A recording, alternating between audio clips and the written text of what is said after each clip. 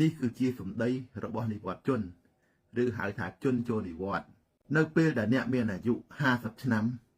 អ្នកប្រៀបដូចជាបាល់បោះអ្នកណាក៏ចង់ដណ្ដើមយកអ្នកដែរព្រោះអ្នក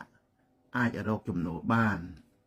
អ្នកអាចមានសមត្ថភាពមើលថែគ្រួសារបាន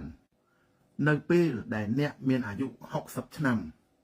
អ្នកប្រៀបដូចជាបាល់ទះដែលគេទះអ្នកបញ្ជូនទៅមកតែប្រសិនបើអ្នកនៅមានកម្លាំងអាចធ្វើការបាននោះគេត្រូវការអ្នកឲ្យមើលក្មេង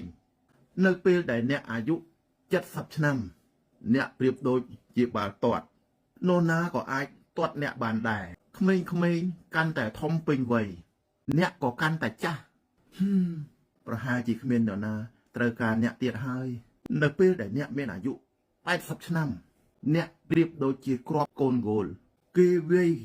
មួយដំបងទៅគ្រាប់ក៏ប៉ាងបាត់ទៅគេមិនស្រណោះដើររកទេគឺបាត់ចោលហើយដូចនេះនៅពេលដែលអ្នកស្ថិតក្នុងវ័យ50ឆ្នាំទៅ60ឆ្នាំ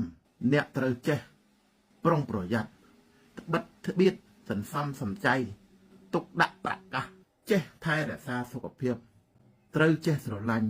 និងកុំធ្វើបាបខ្លួនឯងឲ្យសោះចូលត្រូវចេះធ្វើកាដូសម្រាប់ខ្លួនឯងដោយធ្វើទេសចរកម្សាន្តដោយទិញអ្វីដែលខ្លួនស្រឡាញ់ទៅតាមសមត្ថភាពរបស់ខ្លួនឲ្យហើយទៅចូលទទួលទានអ្វីដែលខ្លួននឹកឃ្លានទៅតាមបំណងនិងប្រាក់ដែលខ្លួនមានព្រោះថា